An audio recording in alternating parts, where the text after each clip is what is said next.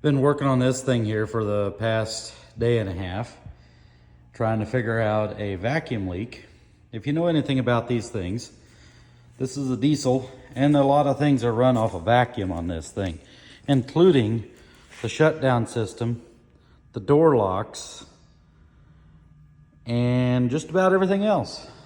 But this is a gem of a car, 1982 model. So there'll be a video coming out on this thing in about a week and a half, maybe 2 weeks. I'm waiting on parts. So stay tuned for that one. I don't think you'll want to miss it because we go in depth on finding the vacuum leaks on this thing.